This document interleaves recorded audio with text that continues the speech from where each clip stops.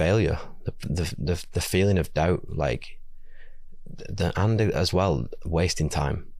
If they've got a family or they've got a job where it's full time, then to start something else on the side when they've got to see to the family or the girlfriend or the wife or whatever it is, like you don't have much time to go and do something else that you then hope will eventually in the future take off or become successful. And it takes so long. Like it does take, I know it's a lot of people say it takes 10 years to become an overnight success. And I think that's true. You spent almost 4 years from 2012 till, I guess, no, 2 years, 2012 till about 2015-ish, kind of just effectively messing around. Yeah, messing around, really. Messing around. A lot of messing around. Learning, yeah. It's probably a better, better use of words. And enjoying it as well. Like me and my friends would sit in my dad's shed like all night, just figuring out products and things that we wanted to do and where we could take the brand. And I'd love to go back to them times because they were great. And we had nothing and no one was really watching us, but we thought everyone was watching us and we thought it was the next big fucking powerhouse of a brand. So yeah, it was fun. Like I don't regret any of it.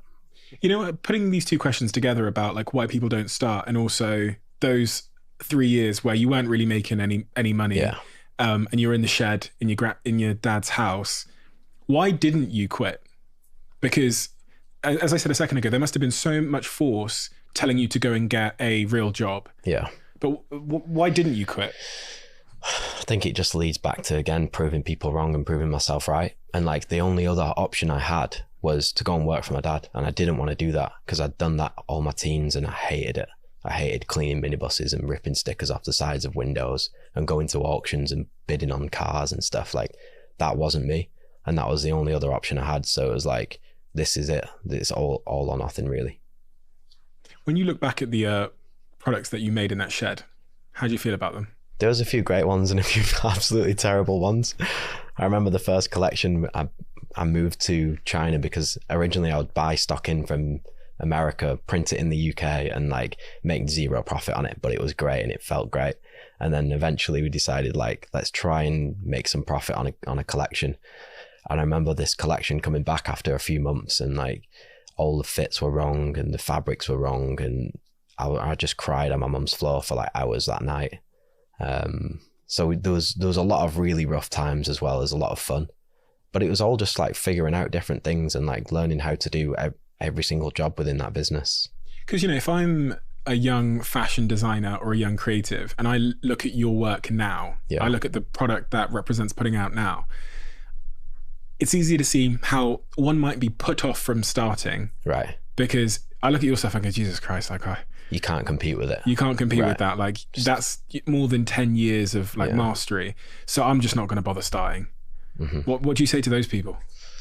I say, look, you got to put the work in. It's going to be 10 years. Like regardless of what industry it is or what product you're making, like I wouldn't even think about the next 2 to 3 years. I'd think about 10 years. Like that's the mindset you've got to have. And it's not going to be easy and it's not going to be fun, but you just got to do everything you can to make it work. So the brand kind of scales up to what sort of revenue number from 2012 up to 2018? We built it up to like 6 to 7 mil. Mm-hmm. So like 2015, 16, 17, it was just flat at like 6, 7 mil. Year over year? Yeah. And we thought that was a ceiling and thought at the time, as our young selves with not much knowledge and no real foot in the industry, like we thought that we were at the ceiling of what Represent was. And then that's when the realization came that like, if we carry on doing what we're doing, it's not going to work. And this brand will fail. What was the advice you needed at that point that you didn't get? I definitely didn't get the advice, but it was to just completely restart, refocus, go again, build a new team and go into what we already knew that was there waiting for us. We knew what we were capable of. We just weren't doing it. What weren't you doing? Focusing on our consumer, asking them what they wanted, speaking to them, being within the community of what Represent was and giving them what they wanted. When you say the point about team, mm-hmm. You said rebuild a new team. When you started the brand, who were you hiring? All my friends. I hired all my friends, all my close friends, because I wanted to enjoy it. And I didn't know a thing about hiring people.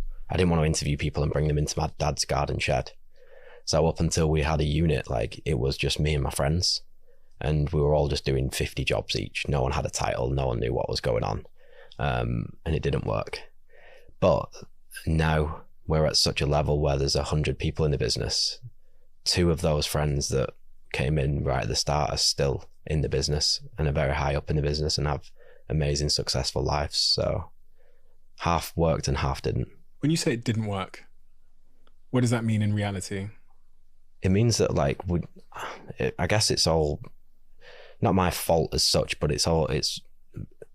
I brought people into the brand that shouldn't have been in fashion or shouldn't have been doing what I'd asked them to do, or like their career didn't go the way that it should have gone, because we were just plateauing at this base of like a quite a boring fashion brand at the time, and like we had to split up and we had to regroup and start again. And the ones that stayed have now stayed forever, which is insane. And the ones that left, have carried on with their lives.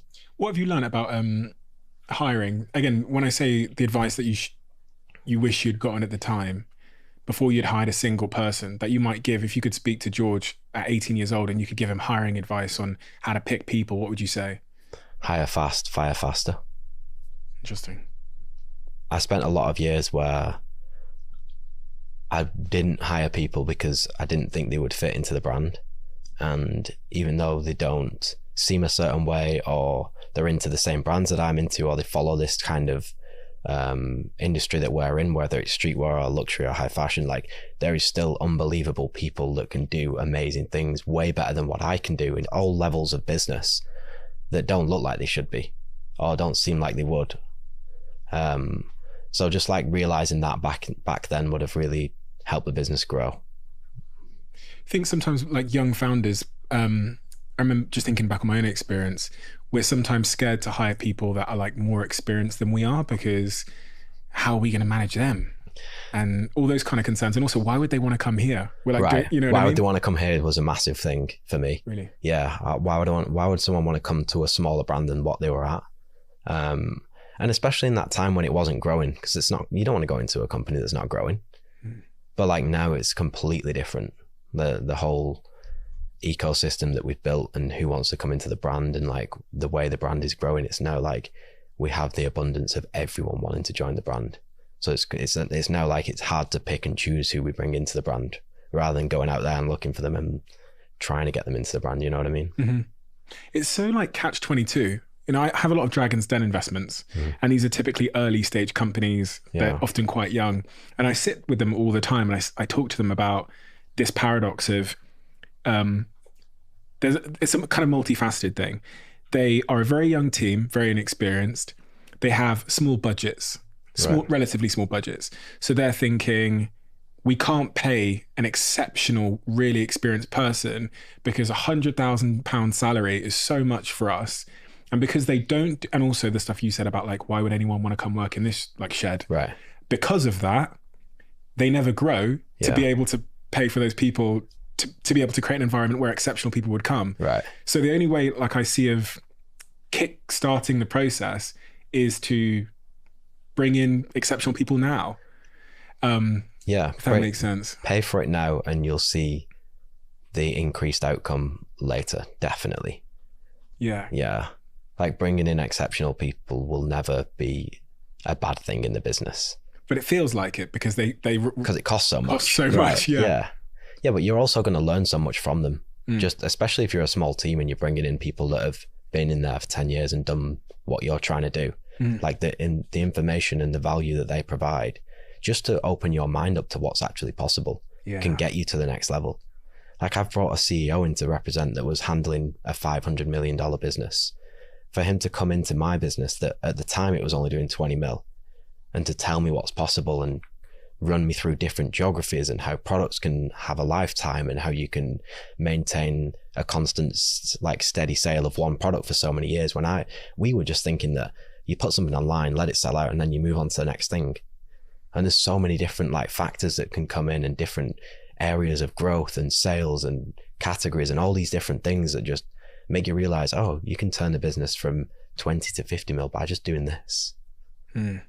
But you would never know that if you were just in your little group of people that you've grown up with and done it with forever. And you don't even know that you don't know it. Like, it's an unknown. Don't even know. No, because there's no one teaching you. And that's why I'm trying to do this YouTube channel and trying to be so expressive, but also like authentic on the YouTube and on Instagram by telling people this and showing them what we actually do and how we do it. Because when I was 18 starting this brand, I had nowhere to look. I had no mentors. There was no one in fashion that would wanted to come and help us. And there was nothing like that I could just go online and find. And buying a course to build a brand isn't going to work. That's the biggest load of bullshit ever. So like, you're stuck in your own ways, and you've got limited beliefs. And you don't know what you don't know. So how do you go? How, again, if you could like go back, because there's so many young kids that are going to be looking up to you thinking, okay, George, I get it. There's lots of things that I don't know. Where do I go to find the answers? What's the best way to go to find these answers that are going to help me go to the next level? I think you got to research now. I think everyone's very explicitly authentic online. Like, if they want to be the next George Heaton, you can scroll down my Instagram for the last 10 years and see exactly what I've done and where I've been and how I've done it, who we've done it with. Or you can go on the YouTube channel and backload a documentary that we did 3 years ago that shows the last 10 years. And I know you do it with the Diary of a CEO behind the scenes as well. So the people are willing as well to like give you advice. I give people advice on social media all the time. But that decision then to bring in that CEO, where did that information come from? I spent a good couple years just really like rebuilding myself when that plateau happened. There was like 18 months to 2 years where it was just before COVID started, and I wanted to just like really build myself up into someone that I wasn't at that time, but I wanted to be. Why? What was going on in your world? I felt like I was stuck, and like I said, we had limited beliefs. We didn't know where to go and what to do. It was like, how do I then figure that out? If I've not got a mentor or someone telling me which way to go with it, I've got to do it myself. So it was like, read every single self-help book, look into every single fashion show, figure out like what it is we want to do and where we want to go with this brand and how we're going to build it up, but also with ourselves. Was this the period in 2018 where you said you lost the motivation for the business? Yeah, just before that. Take me into that period of your life. If I'm a fly on the wall, what do I see in your world at that time where you're like not excited about it? Not excited about it because we were getting a lot of pushback from press, and like we were trying to do runway shows and no stores wanted to buy us, and our price points weren't right, and the way we were taking the design wasn't right. And that was like painful because it was a passion for us. It was our love.